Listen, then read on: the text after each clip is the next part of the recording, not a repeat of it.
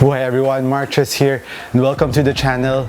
And today I'll be giving you the full performance review of the LeBron 17 Low in this Toon Squad colorway. So let's get started.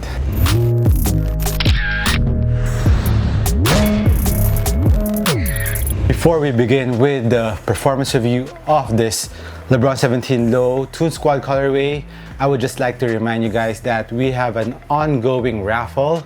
So if we reach 20k subscribers in this channel, in whichever video hit the 2000 likes mark, I will choose a winner from the comments down below in that video. So make sure you put your name, your size, follow me in YouTube and Instagram to be eligible for this raffle, and don't forget to share it with your friends so we can increase the likes and the subscribers.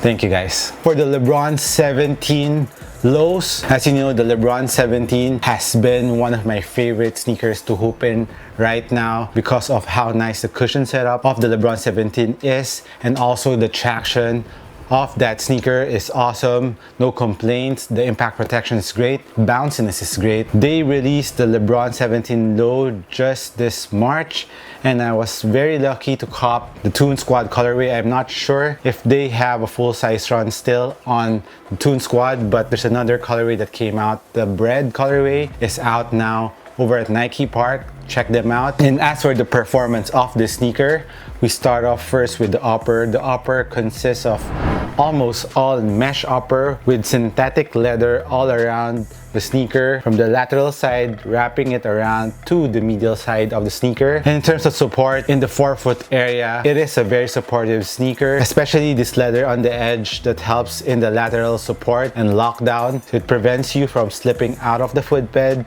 and containing your foot in the footbed. Another thing that it gives you is durability around the toe area. When you're stopping really hard or when you're crossing over, your toes really push on the edge of the toe box area. That's the purpose of this leather, giving you lockdown and of course durability around that area. And moving on to the midfoot part, going to the heel part of the sneaker is where the leather majority sits, and this furry swoosh, which I really love. It gives a very light and fun feel to the sneaker, and of course the leather also gives you support. When you crank up the laces, it hugs your foot really well and locks you down in the footbed. And as for heel containment, heel lockdown, all are amazing. Cushion inside the sneaker is also very nice, and for a low-cut sneaker, ankle protection is very good. And the main factor for that is the internal TPU plate, which is made out of very hard plastic, and also this crown, this blue part in the sneaker, also hugs your foot down to the footbed, giving you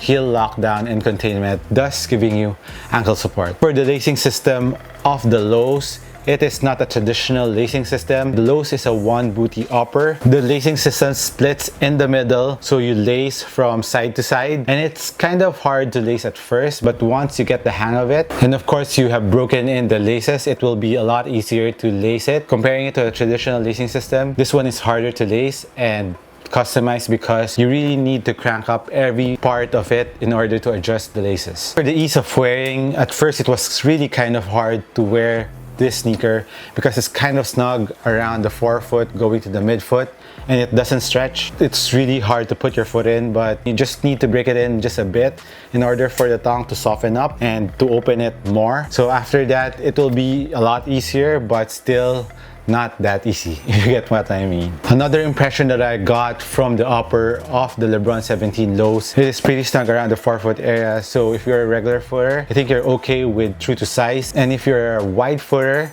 watch out for it. It's better if you try it on first because it's really pretty snug around the forefoot area. So better to try them in store.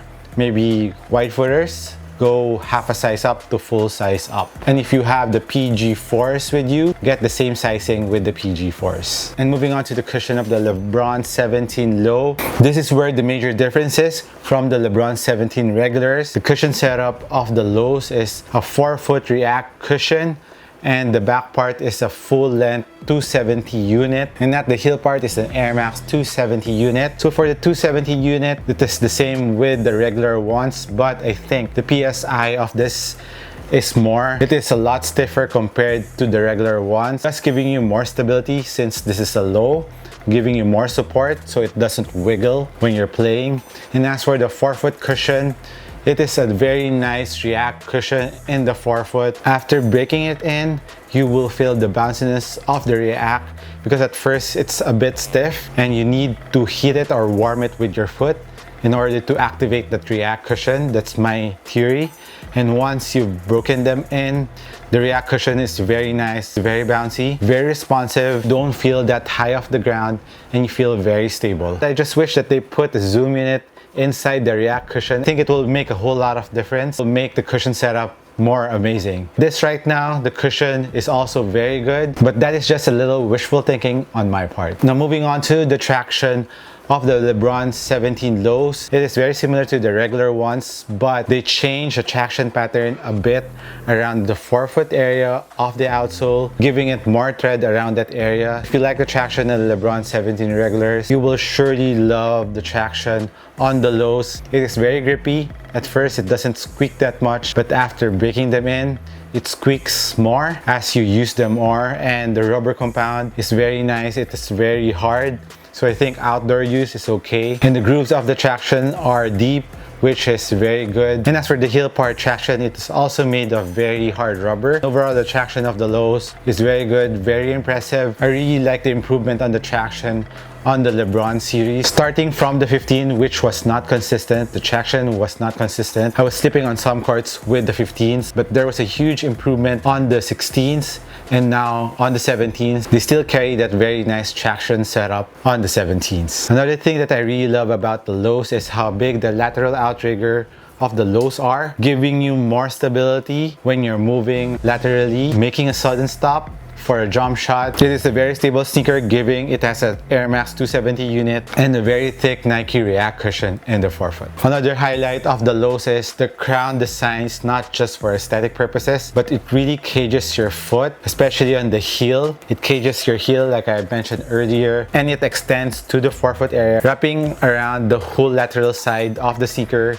protecting you from sliding off the footbed when you're doing lateral moves. So my final verdict on the LeBron 17 lows, it is a very impressive performance sneaker. If you are a LeBron fan and if you like a low-cut sneaker, this is a very nice sneaker to have. And as for the colorway of the Toon Squad, I like how fun, quirky it is. Because I'm a cartoon guy, especially the Looney Tunes, I love Space Jam. I also like the Tiny Toons series, if you have watched that series. And I'm very excited for the Space Jam 2.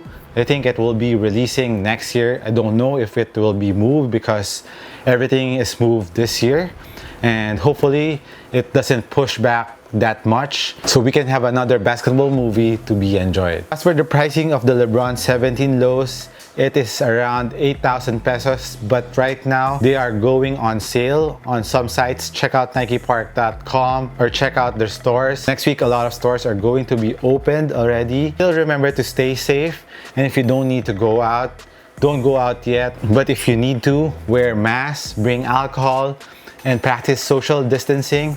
And don't loiter around too much in the malls especially. Just go where you need to go and go back home. So let's help each other out defeating this virus, and hopefully everything will go back to normal. And this has been Marches once again. Thank you again for watching this video. If you have any questions, hit me a comment down below, and of course, good luck on the raffle. Catch you on the next one. Cheers.